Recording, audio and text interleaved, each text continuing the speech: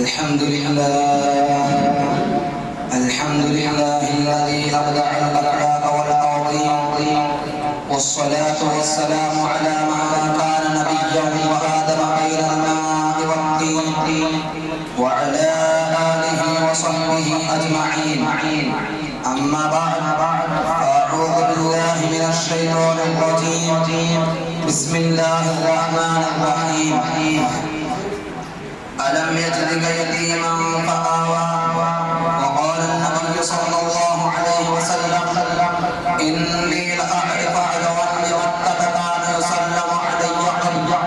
أن أبعث، إني لأعرفه الآن، أو كما قال عليه الصلاة والسلام. پیدا ہوئے تو باپ کا سایہ اٹھا دیا،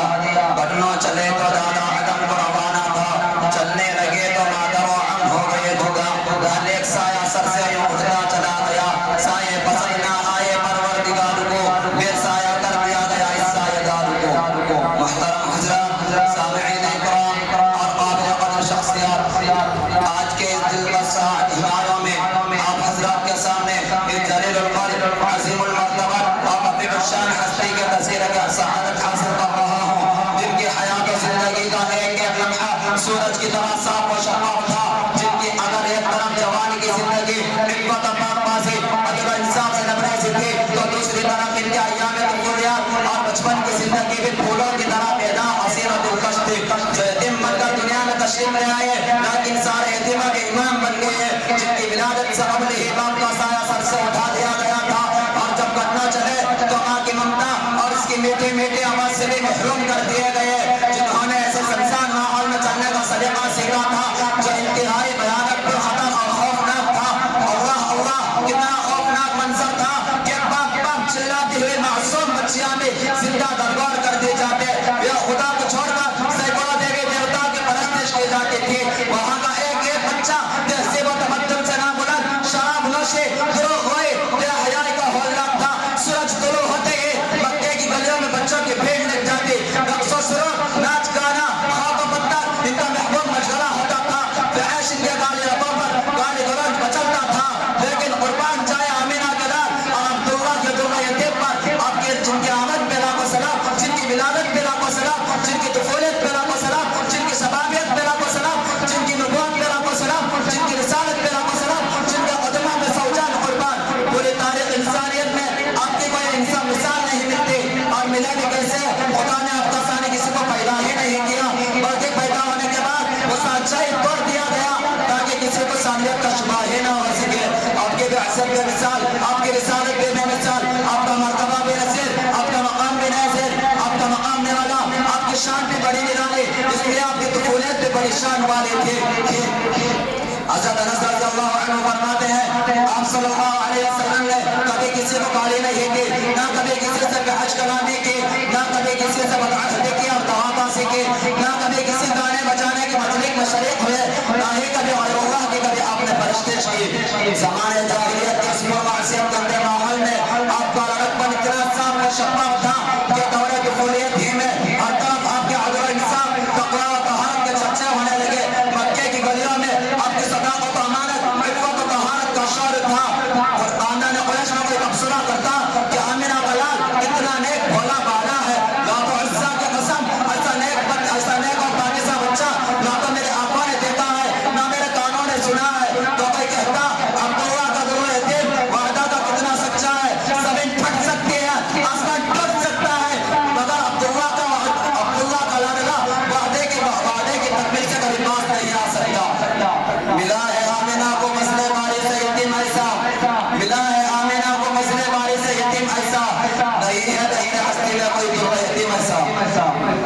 میرے عزیز دوستو، جو قدرت کا نظام ہے، جب کسی انسان کو بڑا بنانا ہوتا ہے تو اس کے اخلاق بدل دیا کرتے ہیں، رفتار و گفتار، اقوال و افعال اور اس کی کردار میں تبدیلی آ جایا کرتی ہے جو روشن مستقبل کو آبازی کرتی ہے۔ بچپن میں بچوں کا نہیں دیکھ کر ان کی پرواز سے قسم کھائی جا سکتی ہے، اسی لیے رب کائنات نے اپنے محبوب کے ساتھ ویسا ہی معاملہ کیا۔ آپ صلی اللہ علیہ وسلم کے سر پر اپنے نبوت کا تاج سجانا تھا، اسی لیے آپ کے پورے سلسلہ نسب کو ہر طرح کی غلاظت اور ناپاکی سے محفوظ رکھا۔ مسلم شریف کی روایت ہے آپ علیہ الصلوۃ والسلام نے فرمایا ان اللہ اصطفى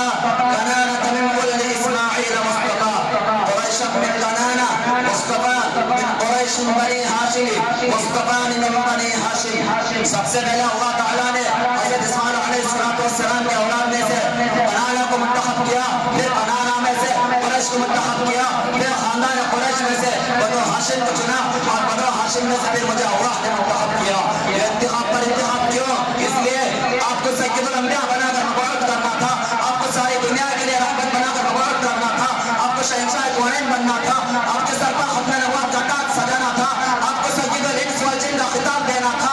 آپ کو خالق کائنات کا محبوب بننا تھا،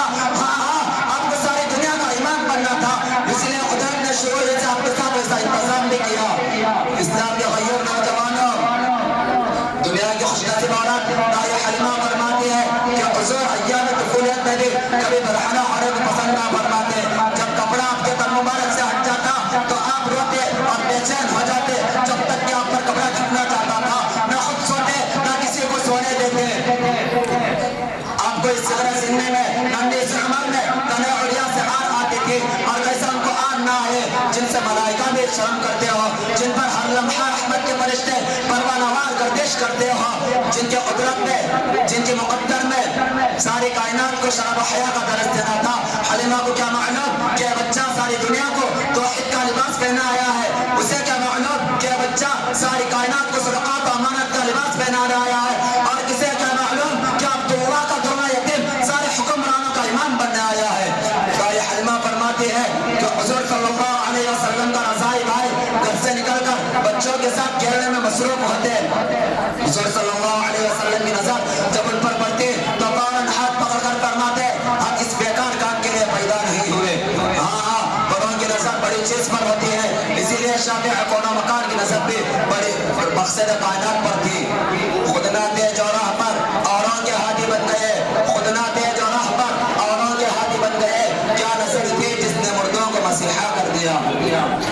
بھولا بھالا معصوم زبان چمکتا ہوا چہرہ، شرم و حیا کا پیکر، صدقہ و امانت کے محور اور رسولوں کے سردار، لیکن ابو طالب کو کیا معلوم، آپ کی پھوپھیاں کو کیا معلوم، خاندان قریش کو کیا معلوم، مکہ میں رہنے والوں کو کیا معلوم، اور کسے کیا معلوم کہ یتیم نہیں در یتیم ہے، یہ بچہ نہیں محبت جبرائیل ہے، یہ عام انسان نہیں سید الانس والجن ہے، شہنشاہ کونین ہے، سید الانبیاء ہے، خاتم النبیین ہے، ساری دنیا کا امام ہے، شافع قون مکان ہے، ساقی حوض کوثر ہے۔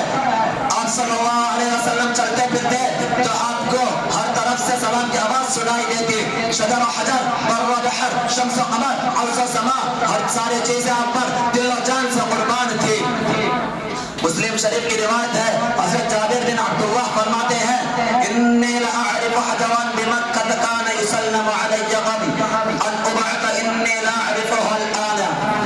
ابھی میں نے ان پتھروں کو اچھی طرح پہچانا جو بعثت سے قبل مجھے سلام کیا کرتے تھے۔ اے نبی ابتدا بھی تیری بے مثال، انتہا بھی با کمال۔ اے نبی ابتدا بھی تیری بے مثال، انتہا بھی با کمال، طفولیت بھی شبابیت بھی سب کچھ تیرے با اعتبار ہے۔ اللہ تعالیٰ سے دعا ہے کہ اللہ تعالیٰ ہم تمام کو حضور صلی اللہ علیہ وسلم کے طریقہ کے مطابق زندگی گزارنے کی توفیق و رحمت فرمائے۔ آمین و آخر دعوانا الحمدللہ رب العالمین۔